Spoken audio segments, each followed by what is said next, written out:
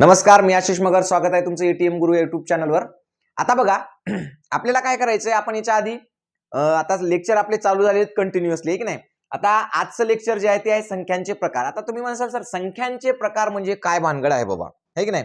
तर आता आपल्याला संख्यांचे प्रकार पाहायचा आहे. संख्यांचे प्रकार म्हणजे नेमकं काय, संख्या कशा असतात पहा. सुरुवातीला मी तुम्हाला सांगितलं, सुरुवातीच्या एका लेक्चरमध्ये सांगितलं आपण तुम्हाला की बाबा काय झालं की काहीतरी मोजायची आपल्याला गरज पडली, म्हणजे हिशोब करायची गरज पडली, आणि मग आपण काय करलो, मोजायला लागलो.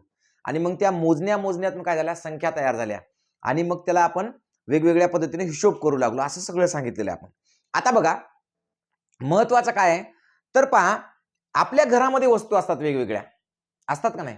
समजा आपल्या घरामध्ये टीव्ही असेल, आपण काय म्हणतो, आमच्या घरी एक टीव्ही आहे. काय आहे, एक टीव्ही आहे. मोटरसायकल असेल कोणाकडे, तर आमच्याकडे एक मोटरसायकल आहे. ठीक आहे. आता कोणाकडे घरी बैल असतात, मग आमच्याकडे किती बैल आहेत बाबा, दोन बैल आहेत. किती बैल आहेत, दोन बैल आहेत. दोन. हाताला बोट किती आहेत, म्हणजे पाच. किती बोट आहेत, पाच बोट आहेत. कोणी कोण दोन्ही हाताचे, सर दोन्ही हाताचे म्हणलं तर किती झाले, 10 बोट आहेत.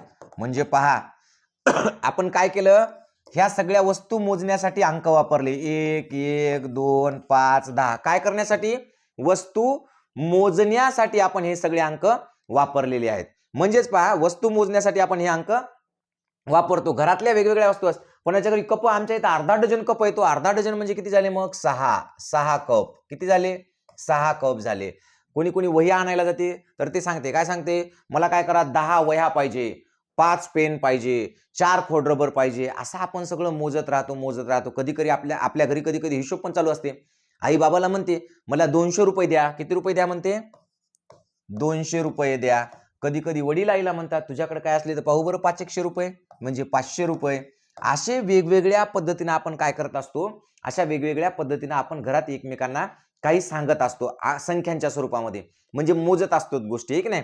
तर मग अशा ज्या मोजण्यासाठी ज्या संख्या वापरल्या जातात, ज्या आपल्या घरातील वस्तू किंवा काही मोजण्यासाठी, आपण आता तारे आहेत समजा आकाशामध्ये, चांदण्या आहेत, मोजा बरं, किती मोजता येतात का, आपल्याला मोजता येतील का, मोजता येणार नाही. त्या एवढ्या जास्त आहेत, म्हणजे त्याला मोजता येणार नाही, पण त्या आहेत. मग अशा आपण जे संख्या मोजण्यासाठी वापरतो, त्याला आपण काय म्हणत असतो, नैसर्गिक संख्या म्हणत असतो. काय म्हणत असतो, नैसर्गिक संख्या. नैसर्गिक संख्या. नैसर्गिक संख्या म्हणजे काय, ज्या मोजण्यासाठी वापरतात, म्हणून त्यांना म्हणतात मोज संख्या. काय म्हणतो आपण, मोज संख्या सुद्धा म्हणत असतो. यालाच आपण प्राकृतिक संख्या म्हणत असतो. काय म्हणत असतो, प्राकृतिक संख्या. यालाच आपण गणन संख्या, म्हणजे गणना करण्यासाठीच्या संख्या, अशा वेगवेगळ्या नावाने आपण ओळखत असतो. तर ह्या संख्या काय करतात, आहेत त्या वस्तू किंवा आहेत त्या वस्तूंबाबतची आपल्याला संख्यात्मक आकडेवारी देतात. म्हणजे जसं आपल्या घरामध्ये 6 जण आहेत, मग आपण काय म्हणतो, 6 माणसे आहेत. आमच्या घरात किती माणसं आहेत बाबा, 6 माणसं आहेत. आहेत तेवढं. आमच्या गावामध्ये 2000 लोकसंख्या आहे. किती आहे, 2000 लोकसंख्या. म्हणजे पहा, काय केलं आपण, मोजली. म्हणून या संख्या मोजण्यासाठी वापरतो, म्हणून याला मोज संख्या म्हणतो. किंवा याला प्राकृतिक म्हणजे नैसर्गिक म्हणजेच काय, ज्या प्रकृतीतून आहे, जे प्राकृतिक आहे, म्हणजे ज्याच्यामध्ये असं तयार केलेलं काहीही नाही असं आहे, ते म्हणजे काय, प्राकृतिक संख्या. किंवा गणना करण्यासाठी जी वापरतो ती संख्या म्हणजे गणन संख्या, असं आपण याला म्हणू शकतो. यालाच म्हणायचं नैसर्गिक संख्या. आणि या संख्येच्या प्रकारातला पहिला भाग आहे नैसर्गिक संख्या. काय, नैसर्गिक संख्या. पहा मग नैसर्गिक संख्या, पहा नैसर्गिक संख्याला इंग्लिश मध्ये काय म्हणतात, नॅचरल नंबर्स. आणि ते कशाने दर्शवतात, एन ने. पक्क लक्षात ठेवायचं, एन. हा जो एन आहे, एन म्हणजे काय असते गणितामध्ये, नॅचरल नंबर्स, म्हणजे नैसर्गिक संख्येसाठी वापरतात. यालाच आपण मोज संख्या, प्राकृतिक संख्या किंवा गणन संख्या म्हणत असतो. कळालं तुम्हाला इथपर्यंत. मग आता प्राकृतिक संख्या किंवा नैसर्गिक संख्या सुरू कुठून होतात, पहा. समजा तुम्हाला केळी आणायला पाठवलं, तुम्ही केळी काय करता, मोजता कुठून सांगा बरं. डझनभर केळी घ्यायची असते, तर तुम्ही कुठून मोजता, आपण सुरुवात कुठून करतो, 1 2 3 4 5 6 7 अशा 12 म्हणजे 1 डझन झाल्या. समजा तुम्ही वर्गामध्ये बसलेले आणि तुम्हाला सांगितलं तुमच्या वर्गात किती मुलं बसले, मोजा बरं. आपण कुठून सुरू करतो, 1 2 3 4 5 6 7 8 9 10 11 12, मग जेवढे असतील वर्गात तेवढे. ठीक आहे. कुठून सुरुवात करतो? 1 पासून.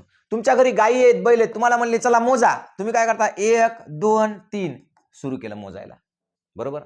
आता समजा तुम्ही बसलेले तर मी तुम्हाला सांगितलं चला बे तुमचे दोन्ही हात असे समोर करा आणि चला तुमचे बोट मोजा. कसं मोजणार तुम्ही? 1 2 3 4 5 6 7 8 9 10 असं मोजणार ना.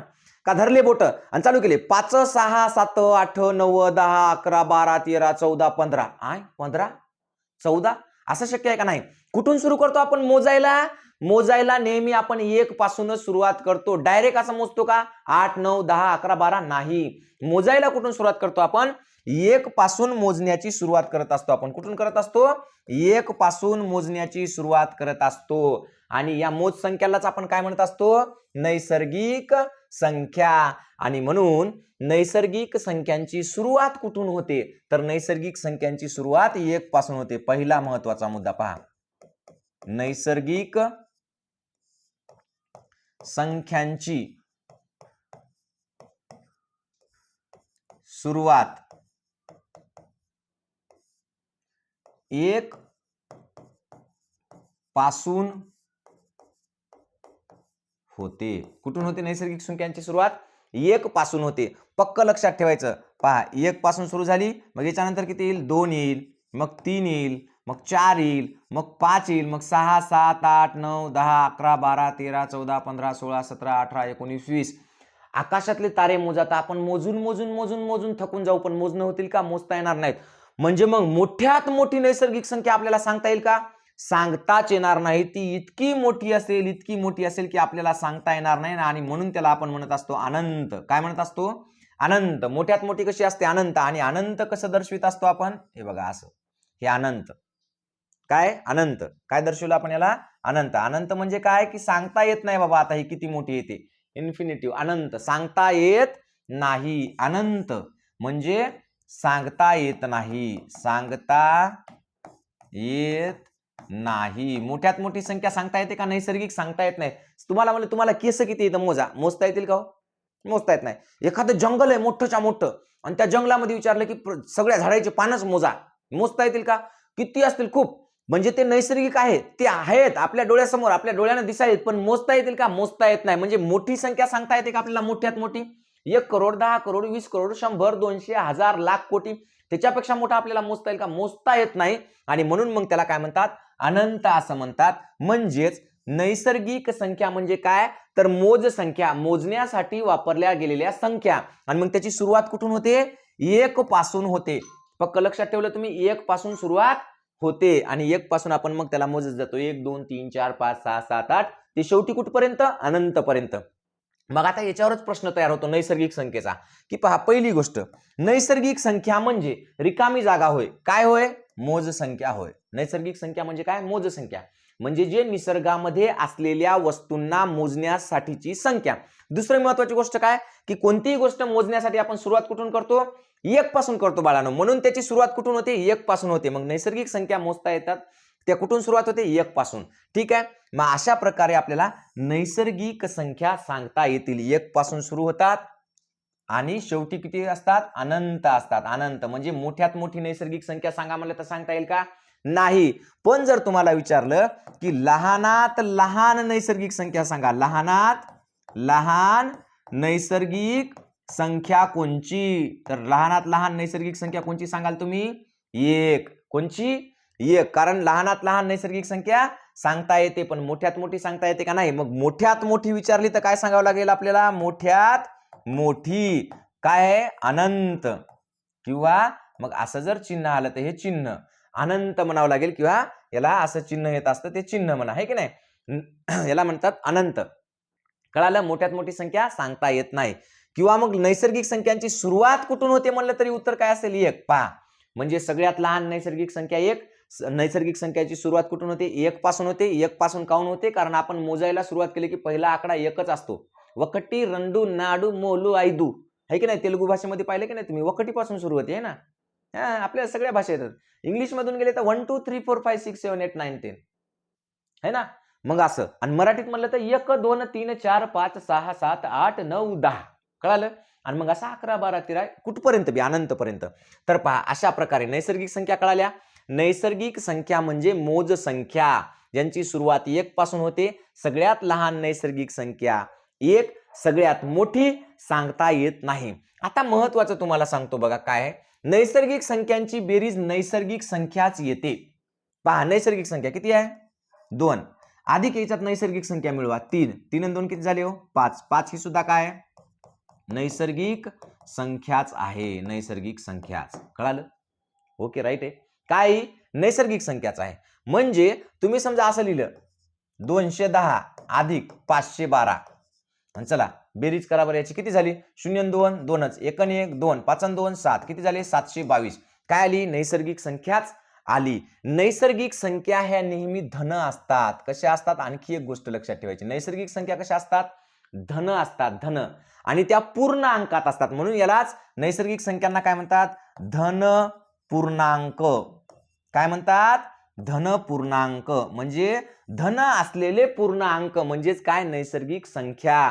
आणि या धन पूर्णांकाची सुरुवात कुठून होते जर विचारलं तर तुम्हाला त्याचे उत्तर काय असेल 1 पासून. धन पूर्णांकाची सुरुवात कुठून होते 1 पासून. सगळ्यात लहान धन पूर्णांक काय आहे 1च आहे. म्हणजे पहा सगळ्यात लहान नैसर्गिक संख्या किंवा नैसर्गिक संख्यांची सुरुवात किंवा सगळ्यात लहान धन पूर्णांक किंवा धन पूर्णांकाची सुरुवात, धन पूर्णांकाची सुरुवात, हे सगळ्याचे उत्तर काय आहे हा 1च आहे. सगळ्याचं उत्तर काय आहे हा 1च त्या सगळ्याचं उत्तर आहे. पहा नैसर्गिक संख्यांची सुरुवात, नैसर्गिक संख्या लहानात लहान, लहानात लहान धनपूर्णांक किंवा धनपूर्णांकाची सुरुवात, सगळं याचे उत्तर काय आहेत 1 आहेत. हे पक्क लक्षात ठेवायचं. आलटून पालटून काही जरी विचारलं तरी तुम्हाला टेन्शन असणार नाही. कळालं? आता हे झालं नैसर्गिक संख्यांची बेरीज नैसर्गिक संख्याच येते. कोणची बी लिहा तुम्ही, 73 लिहा अधिक 78 लिहा. 8 आणि 3 11 1 हातचा आला 1 7 7 14 आणि 1 15, किती झाली 151. काय आली धनपूर्णांक संख्या आली, म्हणजेच काय आली नैसर्गिक संख्याच आली. चला ठीक आहे, हे झाले नैसर्गिक संख्यांची बेरीज नैसर्गिक संख्याची येते. आता पुढे जाऊ. पहा नैसर्गिक संख्यांचा गुणाकार नैसर्गिक संख्याच येते. हे सुद्धा तेवढंच महत्वाचं आहे. नैसर्गिक संख्याचा गुणाकार काय येते नैसर्गिक संख्याच येते. आता कसं बरं नैसर्गिक संख्याच येते म्हणा. पहा समजा असं असेल 5 गुणिला 3 म्हणा, 3 चा पाडा 5 पर्यंत, 3 1 3 3 2 6 3 3 9 3 4 12 3 5 15, किती आले 15. पहा हाय नैसर्गिक संख्या 15 मोज संख्या आली, धनपूर्णांक आहे, धनसंख्या आहे 15 आहे, म्हणजे ही नैसर्गिक संख्या ही नैसर्गिक संख्या आणि या दोघाचा गुणाकार नेहमी काय येते नैसर्गिक संख्याच येते. तुम्ही म्हणसाल सर मग वजाबाकी काऊन येत नाही नैसर्गिक संख्या एखाद्या दोन संख्येची. आता पहा हे 1 आहे आणि या 1 मधून 5 काढायचे आहेत आपल्याला. 1 मधून 5 जातात का हो, जातील का? तुमच्याकडे 1 रुपया आणि तुम्हाला म्हणलं दे मला 5 रुपये, तू म्हणशील नाही माझ्याकडे 1च रुपया आहे, नाही नाही तरी मला 5 रुपये देच, तर देऊ शकशील का बापू तू? देऊ शकत नाही. म्हणजे देऊ शकत नाही म्हणजे मग याची वजाबाकी होऊ शकते का? तर होऊ शकत नाही. म्हणून नैसर्गिक संख्यांची वजाबाकी होते, पण ती त्याचं उत्तर नैसर्गिक संख्याच येत नाही. आणि म्हणून आपण असं म्हणतो की नैसर्गिक संख्यांची वजाबाकी नैसर्गिक संख्याच येईल असं काही नाही. पण डेफिनेटली 100% नैसर्गिक संख्यांची बेरीज नैसर्गिक संख्याच येते, त्याचबरोबर नैसर्गिक संख्यांचा गुणाकार नैसर्गिक संख्याच येतो. इथपर्यंत आपल्याला कळालं. आता दुसरी संख्या याच्या पुढे जाऊन पहा. ही झाली नैसर्गिक संख्या. नैसर्गिक संख्यांची सुरुवात कुठून केली आपण 1 किंवा पहिल्या पेजवर येऊ आपण, थोडंसं मागे जाऊ, है की नाही. आपलं कोरं पान आहे इथं आलो आपण. काय केलं आपण नैसर्गिक संख्यांची सुरुवात पाहिली. ठीक आहे. आता पहा नैसर्गिक संख्या आपण काय केली इथून सुरू केली 1 पासून, है की नाही. 1 2 3 4 5 आणि त्याच्यानंतर मग आपण म्हणलो किती बी आहे अशा अनंतपर्यंत. ठीक आहे. पण आता समजा मला सांगा तुमच्या घरी समजा एक कार आहे. कार काय आहे तुमच्या घरी? कार आहे. काय आहे? कार.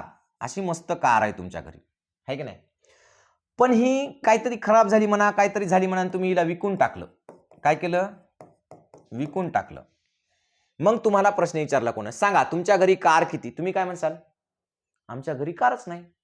समजा तुमच्या इथं बैल नाही तर, आणि मी विचारलं तुमच्या घरी बैल किती? तुम्ही म्हणले आमच्याकडे बैलच नाही तर. समजा मी तुम्हाला म्हणलं तुमच्याकडे हेलिकॉप्टर किती आहेत सांगा. तुम्ही म्हणा काय सर गप्पा हाणायले, हेलिकॉप्टर कुठं असतंय का बरं गरीब माणसाकडे? हेलिकॉप्टर नाही आमच्याकडे. काय हेलिकॉप्टर नाही, हेलिकॉप्टर नाही. मग आता मला सांगा जी गोष्ट नाही ती कशी दाखवायची बरं? मग आता अवघड आहे की नाही? बरं ठीक आहे, आपल्याकडे जे आहे ते आपण दाखवलं. एक गाय आहे दाखवली, एक कप दाखवला, 2 चमचे दाखवले, 5 बोट दाखवली, 2 डोळे दाखवले, जे काय आहे ते आपण ते दाखवलं असं. पण आता आपल्याकडे जी वस्तूच नाही तिला कसं दाखवायचं बाबा? आता मग काय करावं बरं? याला तर आपण नैसर्गिक संख्या म्हणलो. काय म्हणलो? नैसर्गिक संख्या. काय म्हणलो याला आपण? नैसर्गिक संख्या म्हणलो. नैसर्गिक संख्या. मग ह्या झाल्या नैसर्गिक संख्या. आता आपण असं म्हणायलो की आपल्याकडे जी संख्याच नाही ती कशी दाखवायची?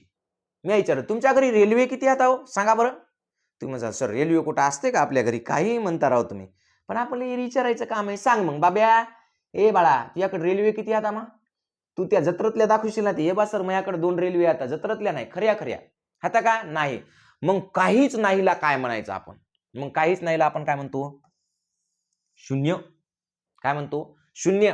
आणि मग या नैसर्गिक संख्येमध्ये आपण शून्य मिळवला रे मिळवला, आणि शून्यापासून सुरुवात केली रे केली की आपण याला काय म्हणतो? मग याला म्हणतो पूर्णांक संख्या. पूर्ण संख्या होत्या आधीच्या.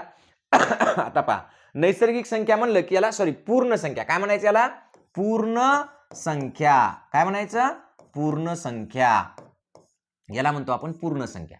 म्हणजे पहा एकदम सोपं आहे. पूर्ण संख्या म्हणजे काय तर एकदम सोपं. पूर्ण संख्या म्हणजे काय सांगता येईल मग आपल्याला? बघा पूर्ण संख्या म्हणजे ज्याला म्हणू आपण होल नंबर्स, त्याला दाखवतात कशाने? डब्ल्यू नी. आणि शून्य आणि सर्व नैसर्गिक संख्या मिळून पूर्ण संख्यांचा समूह तयार होतो. म्हणजे हे पहा 1 2 3 4 5 आणि नंतर ह्या अशा अनंत, ह्या काय होत्या? ह्या होत्या नैसर्गिक संख्या. नैसर्गिक संख्या. आता या संख्यांच्या समूहामध्ये शून्य जोडला रे जोडला आपण, आणि शून्यापासून सुरुवात केली रे केली, ती काय झालं मग? हे झालं पूर्ण संख्या. म्हणजे नैसर्गिक संख्येमध्ये शून्य मिळवला की पूर्ण संख्या होते. मग आता तुम्ही म्हणसाल सर मग ही 20 ही नैसर्गिक संख्या आहे, नैसर्गिक संख्या आहे की पूर्ण संख्या आहे? सांगा आता. आता झालं की नाही कन्फ्युज? इथं तर शून्य आलं आणि आपण तर मोज संख्याला नैसर्गिक संख्या म्हणतो. तरी 100% नैसर्गिक संख्या आहे. काय आहे? नैसर्गिक संख्या आहे. कोणती संख्या आहे? नैसर्गिक संख्या.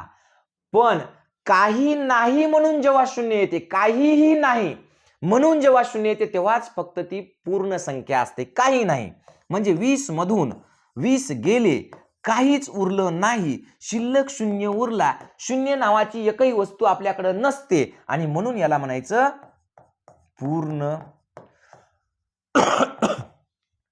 पूर्ण संख्या. काय झाली मग? ही पूर्ण संख्या झाली. काही नाही म्हणून जेव्हा शून्य येते तेव्हाच ती पूर्ण संख्या होते. अशी 20 मध्ये आली किंवा 100 मध्ये आली आणि तुम्ही म्हणले ही नैसर्गिक संख्या नसून काय पूर्ण संख्या आहे का? नाही, ही नैसर्गिक संख्या आहे 100. काय आहे? नैसर्गिक. जरी तिच्यामध्ये शून्य असला तरीही ती नैसर्गिक संख्या आहे, कारण ती मोजता येते. कळालं? मग आता आपल्याला लक्षात काय ठेवायचं की पूर्ण संख्या म्हणजे काय?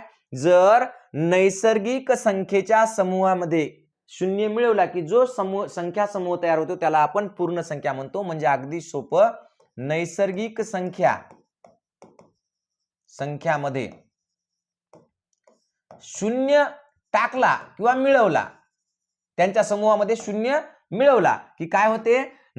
पूर्ण संख्या तयार होते. काय तयार होते? पूर्ण संख्या. मग आपली संख्या रेषा कशी तयार होईल बरं? पूर्ण संख्या म्हणल्यावर अशी तयार होईल. पहा 1 2 3 4 5 आणि नंतर काय आहे? अनंत.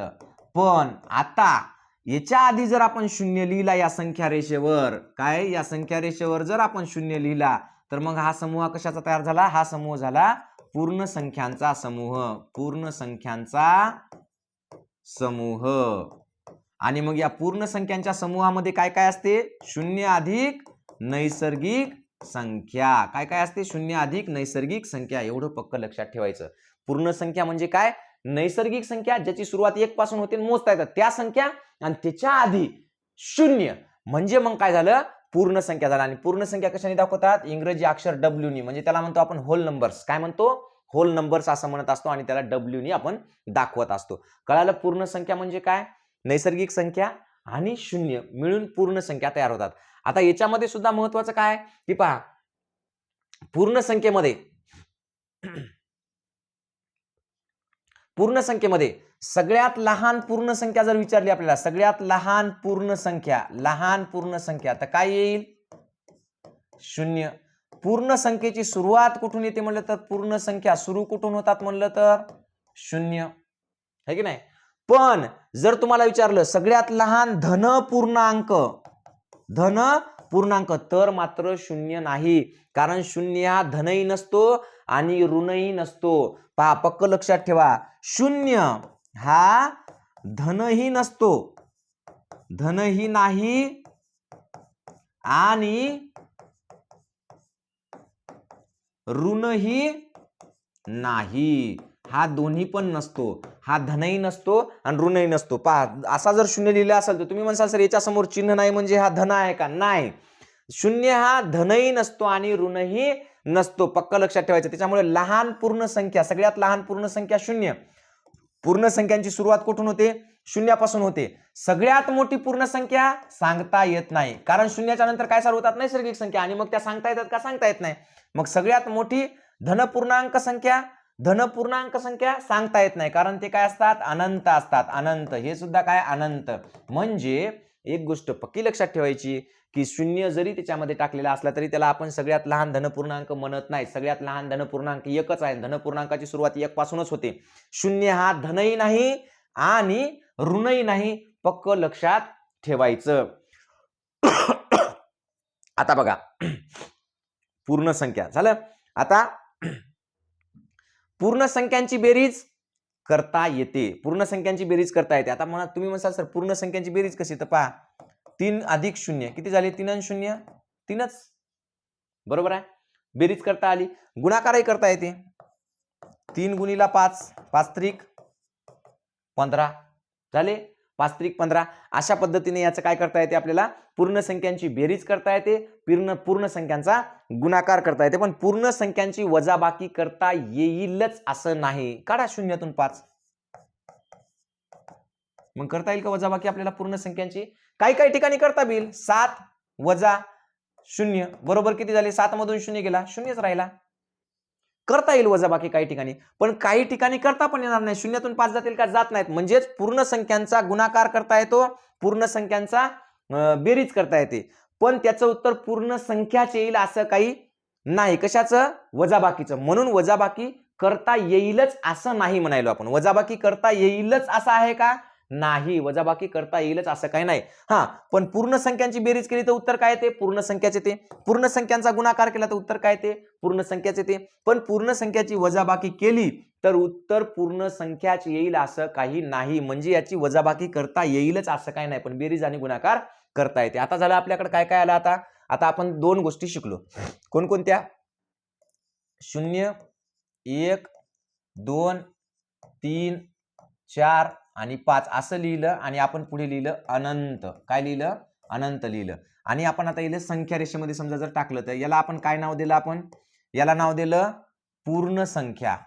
पूर्ण संख्या कशापासून? शून्यापासून जर मोजलं तर पूर्ण संख्या, फक्त 1 पासून मोजलं तर नैसर्गिक संख्या. आता हे 2 प्रकार झाले. आता तिसरा एक महत्वाचा प्रकार आहे, त्याला म्हणू आपण, त्याला काय म्हणू ते सांगतो, पण आधी तुम्हाला एक उदाहरण देतो. समजा तुम्ही दुकानावर गेले आणि दुकानदाराला म्हणले आम्हाला पार्लेचा पुडा द्या. काय द्या? पार्ले बिस्किटचा पुडा द्या. दुकानदार म्हणला 6 रुपयाला, आणि तुमच्या खिशात 5 रुपये आहेत. किती रुपये आहेत? 5 रुपये आहेत. मग तुम्ही दुकानदाराला 5 रुपये दिले.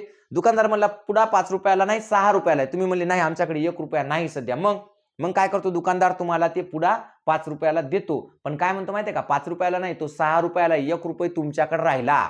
कोणाकडे राहिला? त्या माणसाकडे 1 रुपया राहिला. म्हणजे आता पहा, ज्यांनी पुडा घेतला त्याच्याकडेच 1 रुपया शिल्लक राहिला दुकानदाराचा. म्हणजे आधी काय माहितीये का? आधी काय होतं? मोजता येण्यासारख्या संख्या, मग त्याच्यात 0 टाकले की काही नाही, आणि आता याच्यावरच उधारी झाली. म्हणजे काय झाली? वजा झाली. वजा 1 ऋण. काय झालं? ऋण झालं, ऋण. आणि मग इथून इकडं जे आहे या शून्यापासून इकडं काय असते? -1, -2, -3 -4, अजून पुढे नेऊ थोडस, -5 आणि मग इकडे काय असते अनंत, कारण सगळ्यात मग इकडे पुढे कुठेही जाता येते आपल्याला. जसं इकडे अनंत आहे धनसंख्या, तसं इकडे ऋण संख्या सुद्धा किती आहेत अनंत आहेत, मोजता येत नाहीत एवढ्या आहेत. मग इकडे काय असते ही अशी इन्फिनिटी असते, म्हणजे ते मोजता येत नाही आपल्याला. मग पहा 1 2 3 4 5 झालं वजा. आता हे वजा कशासाठी आहे कळालं तुम्हाला? पहा आहे त्या वस्तू मोजण्यासाठी जे असतं, आहे त्या वस्तू मोजण्यासाठी जे असतं किंवा मोज संख्या जे असतं त्याला आपण नैसर्गिक संख्या म्हणतो. या नैसर्गिक संख्येमध्ये शून्य मिळवला की त्याला आपण पूर्ण संख्या म्हणतो. काय म्हणतो? पूर्ण संख्या. आणि आता या पूर्ण संख्येमध्ये आपण वजाच्या संख्या मिळवल्या 1 2 3, आणि वजा संख्या म्हणजे काय की त्या शून्यापेक्षा लहान आहेत, म्हणजे त्याच्या उधारी झालेली आहे अशा संख्या मोजल्या की आपण त्याला काय म्हणत असतो, या सगळ्या संपूर्ण रेषेला मग काय म्हणत असतो? पूर्णांक संख्या. काय म्हणतो? पूर्णांक संख्या. काय म्हणायचं त्याला? पूर्णांक संख्या. पहा, आणि तिसरा प्रकार आपला तोच आहे मग पूर्णांक संख्या. पूर्णांक संख्येमध्ये काय असते बघा, आता इथे दिलेलं आहे पूर्णांक संख्येमध्ये काय काय असते. सर्व धन, सर्व ऋण व शून्य मिळून जो संख्येचा समूह तयार होतो त्याला पूर्णांक संख्या म्हणतात. म्हणजे पहा शून्याच्या उजवीकडे 1 2 3 4 5, शून्याच्या डावीकडे 1 पण ऋण 1, 2 पण ऋण 2, 3 पण ऋण 3, आणि 4 पण ऋण 4, आणि 5 पण ऋण 5, आणि इकडं अनंत. काय? अनंत. आता इकडं सुद्धा अनंत. मोजता येते का? मोजता येत नाही. आणि मग ही अशा प्रकारची झाली आपली संख्या रेषा तयार. झाली तयार संख्या रेषा. बघा अशा प्रकारची ही काय झाली आपली संख्या रेषा तयार झाली. आणि या पूर्ण संख्या रेषेला आपण काय म्हणत असतो? पूर्णांक संख्या. पहा पूर्णांक संख्या. पूर्णांक संख्या म्हणजे काय? सर्व धन म्हणजे नैसर्गिक संख्या. सर्व धन म्हणजे काय? नैसर्गिक संख्या. सर्व ऋण म्हणजे काय? हे काय असता? पूर्णांक संख्या. पूर्णांक संख्या सगळ्या ऋण, आणि शून्य हे काय असते? शून्य म्हणजे पूर्ण संख्या. अशा तिन्ही मिळून ही संख्या रेषा तयार होत असते.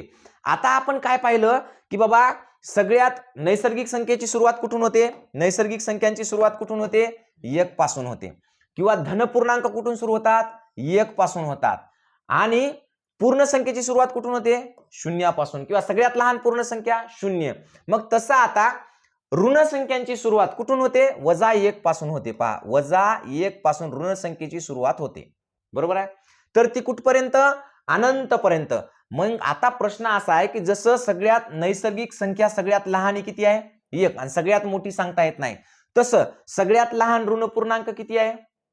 सगळ्यात लहान ऋण पूर्णांक सांगता येत नाही, कारण तो इकडे असते है की नाही. लहान सांगता येत नाही, अनंत असतो. आणि सगळ्यात मोठा ऋण पूर्णांक किंवा सगळ्यात मोठी ऋण संख्या ऋण पूर्णांक कोणची आहे?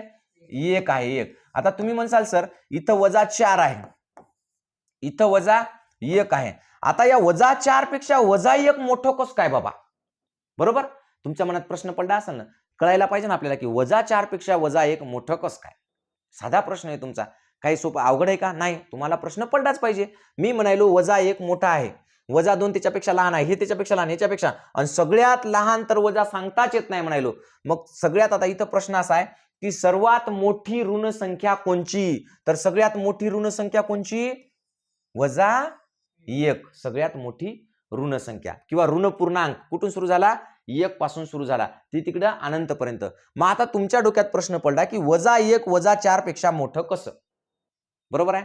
आता समजा तुम्हाला 1 रुपया दिला आणि 4 रुपये दिले. जास्त पैसे किंवा मोठे पैसे कोणते येतं? हे 4 रुपये, कारण 1 रुपयामध्ये एकच चॉकलेट येते, 4 रुपयामध्ये 4 चॉकलेट येतात. 4 मोठा आहे. बरोबर आहे. पण इथं असं काऊन व्हायलं बा की -4 हे लहान आहे आणि -1 मोठा आहे? तर त्याचं उदाहरण समजून सांगतो. समजा 2 मुलं आहेत आणि लय कलाकार आहेत, हे दोघे जण. कसे आहेत?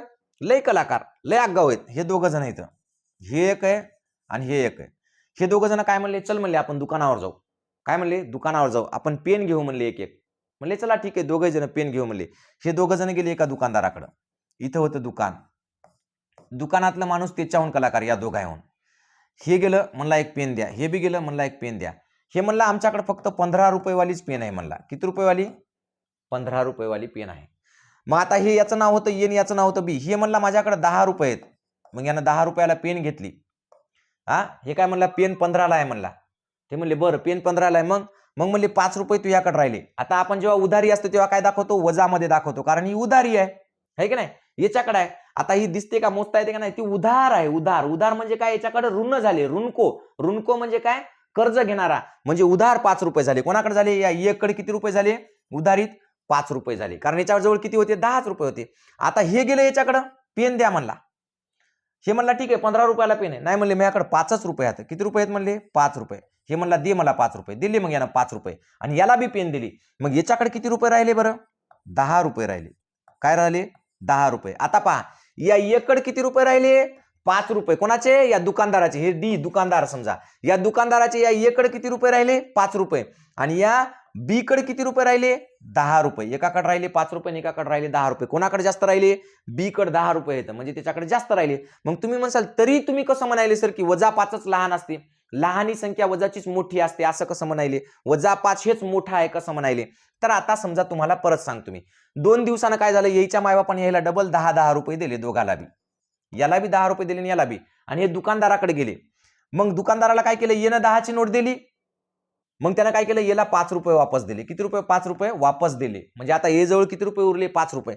याने याची 10ची नोट दुकानदाराला दिली. दुकानदार म्हणला तुझ्याकडे 10ला 10 रुपये होते, तुला वापस काहीच नाही देणार, म्हणजे किती दिले, 0 दिले. मग आता मला सांगा, ए कडे जास्त उरले का बी कडे जास्त उरले, ए कडे जास्त उरले. याचाच अर्थ उधारी जितकी कमी तितकी ती मोठी. कळाली, कमी तेवढा मोठा अंक असतो. मग पहा, याच्याकडे फक्त 5 रुपये उधार होते, तर याच्याकडे 10 रुपये आल्यानंतर काय झालं, याच्याकडे 5 रुपये शिल्लक राहिले. आणि याच्याकडे 10 रुपये उधार होते, तर याच्याकडे 10 रुपये आले, त्यांना 10 दिले, याच्याकडे काहीच शिल्लक राहिलं नाही. मग आता सांगा, दोघांपैकी जास्त रक्कम कोणाकडे उरली, या ए कडे उरली. काऊन उरली, कारण त्याची उधारी किती होती, -5 होती. म्हणजे उधारी कशी होती, -5, आणि याची किती होती, -10. 10ला 10 कटून गेले.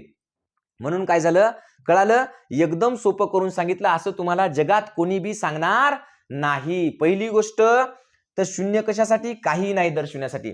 वजाच्या संख्या कशासाठी असतात, तर त्या उधारी दर्शवण्यासाठी, म्हणजे आपल्यावरच बाबा 1 रुपया 2 रुपये झाले. आता -1 -5 पेक्षा काऊन मोठा आहे, कारण समजा एखाद्याकडे 5 रुपये उधारी असेल आणि एखाद्याकडे 1 रुपया उधारी असेल, आणि त्या दोघांना बी 10ची नोट जर दिली, समजा यानं 10ची नोट दिली, त्याला वापस किती येतील, 9 रुपये वापस येतील, आणि याला किती वापस येतील, फक्त 5च रुपये येतील. मग 9 मोठा का 5 मोठा, 9 मोठं. आणि म्हणून मग हा -1 कसा आहे, मोठा आहे, -5 पेक्षा. कळालं. आता याच्यावरून एक आपण नियम असा असतो की पहा, संख्या रेषेवर शून्यापासून, पक्का नियम लक्षात ठेवायचा, एकदम समजून सांगतो पहा, संख्या रेषेवर शून्यापासून उजवीकडे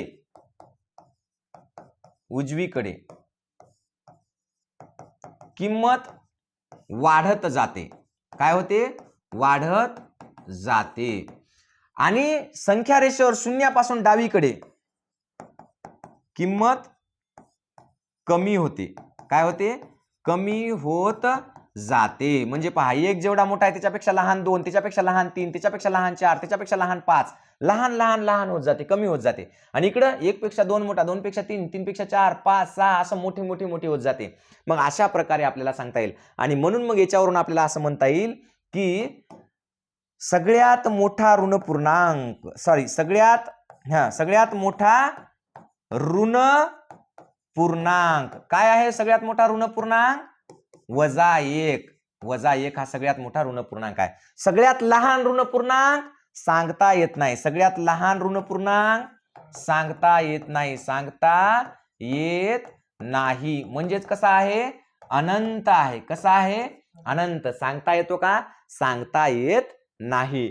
कळालं का, अशा प्रकारचा आहे. मग आता पहा, इथं आपण प्रश्न म्हणजे ते आपण लिहून घेतलं. पहा, सगळ्यात मोठी पूर्णांक संख्या सांगता येते का, सांगता येत नाही. म्हणजेच कशी आहे, अनंत आहे. सगळ्यात मोठी पूर्णांक संख्या जी धन 1 पासून सुरू होते, 0 पासून, किंवा कोणतीही संख्या रेषेवरची सुरुवात झाली तिच्या सगळ्यात उजवीकडे जर गेलो आपण, तर सगळ्यात मोठी पूर्णांक संख्या सांगता येईल का, नाही, सांगता येत नाही.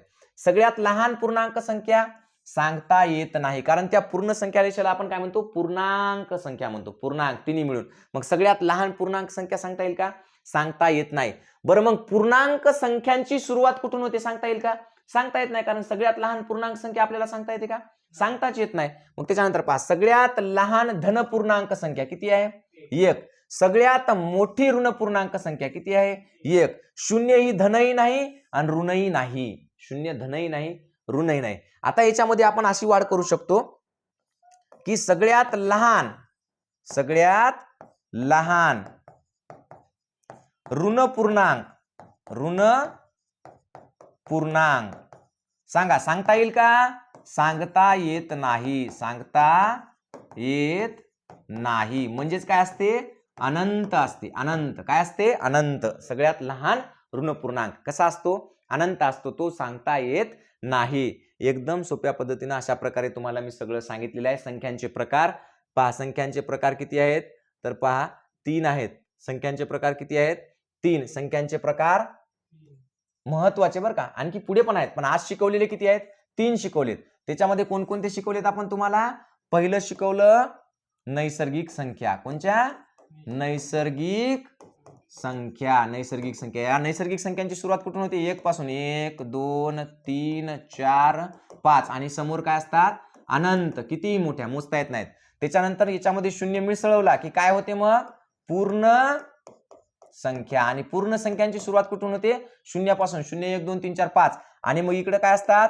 ऋण पूर्णांक. काय आहे?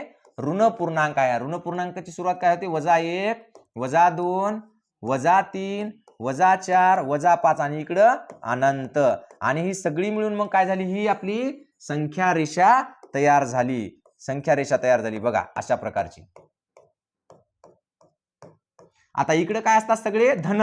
काय असतात? धन. इकडे काय असतात? सगळे ऋण. दाखवलेलेच आहे. याचे आणि हे जे शून्य असतो हा धनही नाही आणि ऋणही नाही. आणि या पूर्णांक संख्यामध्ये आपण कशाची पण बेरीज, वजाबाकी, भागाकार, गुणाकार सगळं काही करू शकतो. काही टेन्शन नाही, कारण उत्तर यांच्यापैकीच काही ना काहीतरी येणार असतं. एकतर ते वजामध्ये येईल किंवा शून्य येईल किंवा अधिक मध्ये येईल. कळालं? ठीक आहे. अशा प्रकारचे आपण पूर्णांक, ऋण पूर्णांक, पूर्ण संख्या आणि नैसर्गिक संख्या असं सगळं पाहिलं, किंवा यालाच आपण काय म्हणतो? धन पूर्णांक सुद्धा म्हणतो. आणि या सगळ्यांना मिळून आपण पूर्णांक संख्या म्हणतो. या सगळ्यांना मिळून धन, ऋण आणि शून्य या सगळ्यांना मिळून आपण काय म्हणत असतो? पूर्णांक संख्या असं म्हणत असतो. ठीक आहे. आता बघा, आता तुम्हाला महत्वाचं सांगायचं काय आहे मला, की पहा इयत्ता 5वी